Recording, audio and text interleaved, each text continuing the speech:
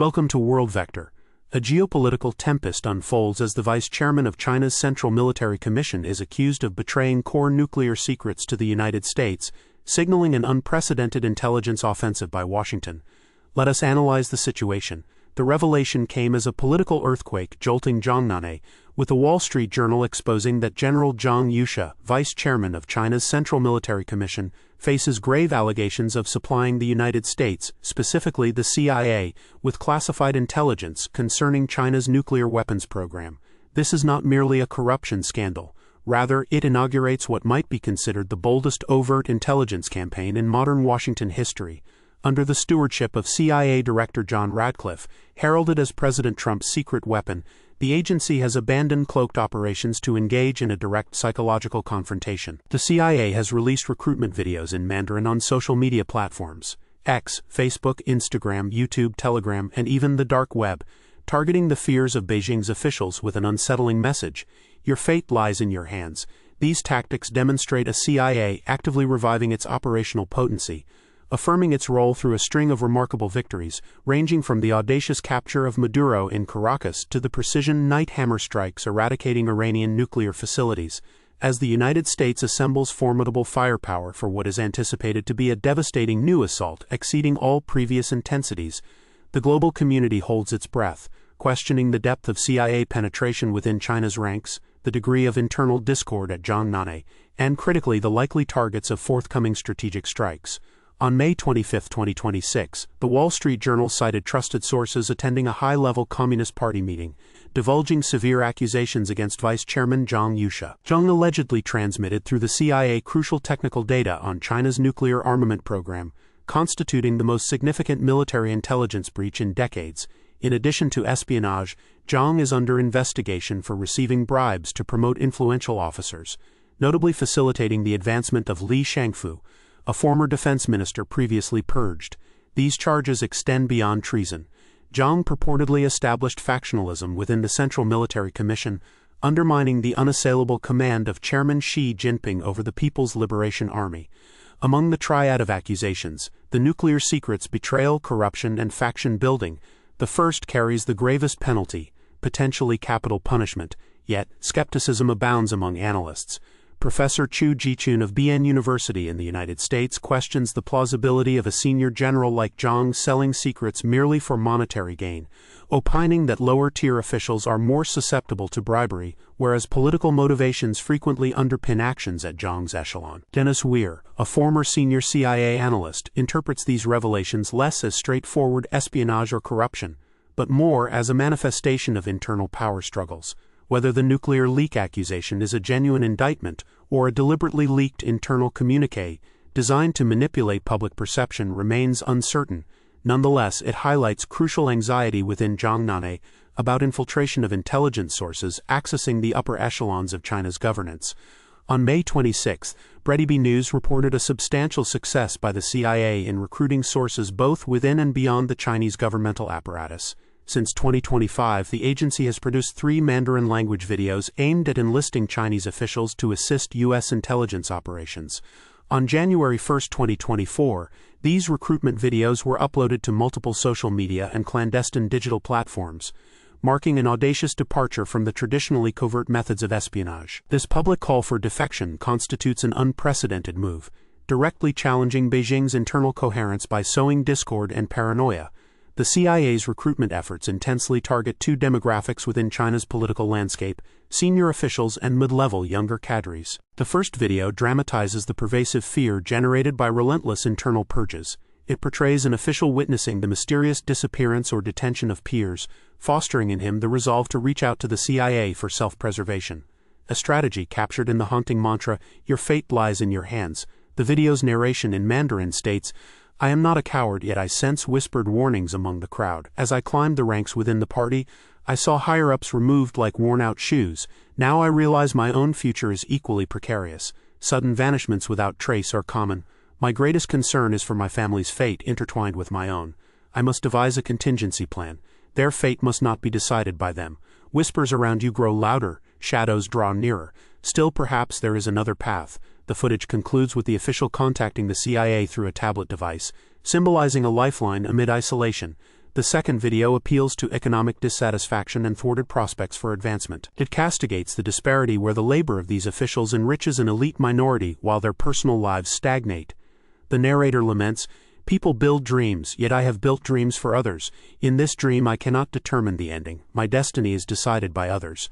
Everyone knows this. Leaders say they want prosperity for the people, but reality contradicts this. People toil for steady employment and stability. Even this simple goal is slipping away. "I seek only a peaceful life." Is that too much? This sky ought to be shared by all. Now, only a few enjoy it. This video ends with the admonition, "God helps those who help themselves. Your fate lies in your hands." Following the release of these provocations, CIA Director John Radcliffe asserted that the United States has never confronted a strategic adversary more formidable than the Chinese government.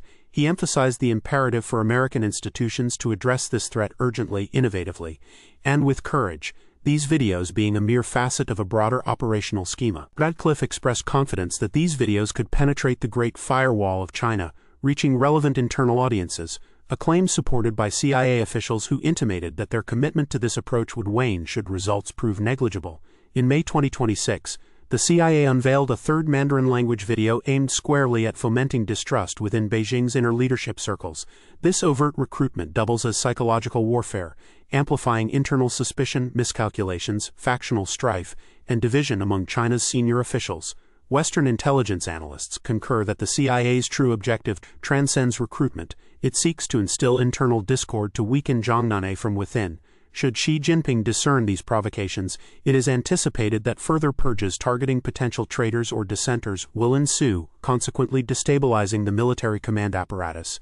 These videos strategically manipulate genuine fears permeating China's bureaucracy, the fragility of power and endless corruptive crackdowns. The existential appeal to secure one's family's survival resonates profoundly with officials under siege.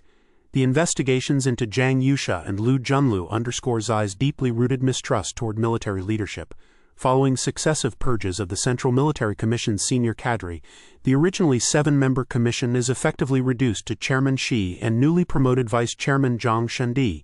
In the most recent January 2026 video release, the CIA explicitly declares its intent to uncover China's truth by seeking those who know it and dare reveal it.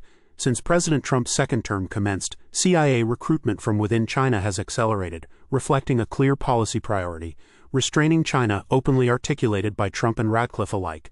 Radcliffe maintains a performance chart prominently displayed at CIA headquarters in Langley, depicting CIA personnel fluctuations, declining prior to Trump's return, then rising steadily under Trump's administration and Radcliffe's leadership. He shared this data in a high-level meeting, reinforcing that beyond foreign intelligence collection, the agency's effectiveness is tightly coupled to recruitment scale. Radcliffe queried his deputies, "Are we recruiting? Are we stealing our adversaries' secrets to furnish President Trump with the best intelligence enabling decisive governance benefiting the American people?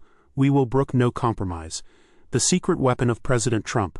12 days following the U.S. military's successful abduction of former Venezuelan President Nicolas Maduro, Trump dispatched Radcliffe to meet Venezuela's interim president Dani Rodriguez. Sources suggest Radcliffe has become Trump's covert asset, fulfilling presidential mandates with precision before vanishing into the shadows. The CIA adopts a similar modus operandi. Hence, President Trump merits recognition for revitalizing the CIA into a pivotal instrument executing America First policies.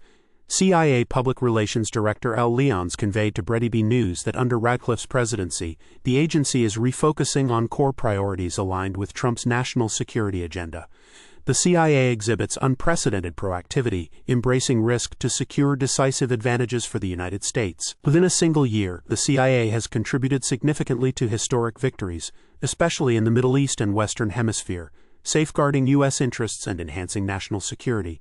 The past year witnessed CIA support in major global operations, the relentless campaign culminating in Maduro's capture, the Night Hammer operation, U.S. strikes last summer on Iran's primary nuclear facilities at Fordow, Natanz, and Isfahan, and the detention of Mohammad Sarifullah, an Islamic State Khorasan ISK operative responsible for a deadly airport bombing during U.S. withdrawal from Afghanistan that killed 13 American soldiers.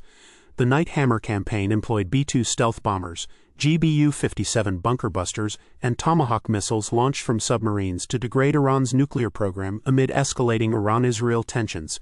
CIA's indispensable role encompassed satellite imagery, electronic surveillance, and human intelligence, enabling precise targeting of subterranean sites whose complex topographies necessitated detailed intelligence. The CIA's official statements confirmed severe damage to Iran's nuclear infrastructure, requiring years for reconstruction.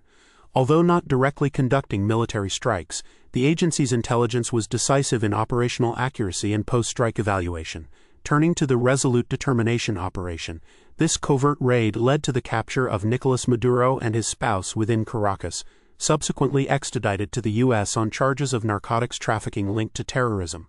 The operation mobilized Delta Force operators, deploying over 150 aerial assets including F-22, F-35 fighters, B-1 bombers, and Stalker helicopters, and drones.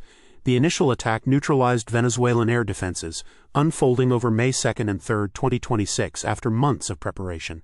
President Trump oversaw the mission directly from Mar-a-Lago, working closely with CIA Director Radcliffe. CIA teams had covertly embedded operatives in Venezuela since August 2015, meticulously tracking Maduro's daily routines, sleep patterns, movements, security measures, even pet names, while infiltrating inner circles to ascertain optimal moments for the raid, employing CIA-derived intelligence. The Joint Special Operations Command, JSOC, meticulously rehearsed the assault on a model replica of Maduro's residence. The CIA coordinated continuously with the NSA and National Geospatial Intelligence Agency, NA, to map air defenses and communication networks, providing real-time intelligence updates that catalyzed operational precision. Remarkably, the mission incurred 0 U.S. fatalities, with only minor injuries reported, testimony to the unparalleled quality of intelligence groundwork. Upon assuming office, Radcliffe championed transparency within the CIA, releasing thousands of documents relating to the assassinations of former President John F. Kennedy and civil rights leader Martin Luther King Jr. He appointed veteran analysts to re-examine technical assessments used in intelligence community appraisals conducted post-2016 election, which initially misjudged President Trump's ties to Russia.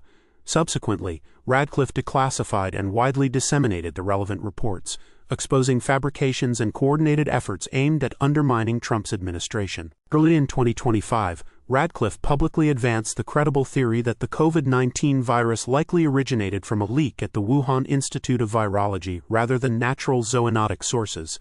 Echoing this, President Trump stated at the World Economic Forum in Davos that he consistently maintained the virus's origin traced back to Wuhan, where bodies were reportedly bagged and anomalies detected via satellite.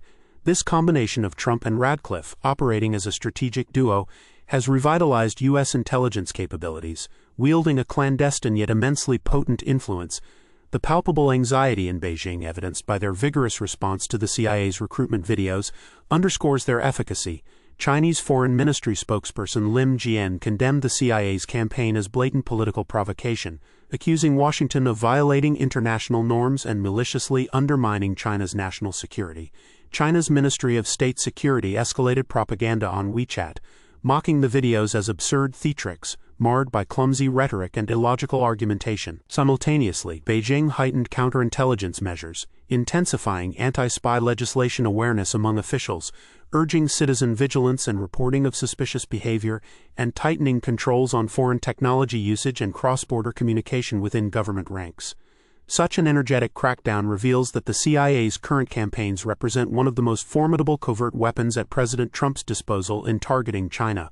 Ultimately, commendation is due for those who stand outside the crosshairs of Trump and the CIA's covert maneuvers. Presently, the United States is also deploying substantial military forces to the Middle East, preparing for an offensive that President Trump describes as vastly more devastating than the night hammer strikes against Iran. It is anticipated that the CIA will again play a pivotal role if conflict materializes. We will continue to monitor these developments closely. At this juncture, we conclude today's program. We invite you to share your perspectives in the comments below. The pieces on the global chessboard continue to move. I am World Vector, bidding you farewell until we meet again.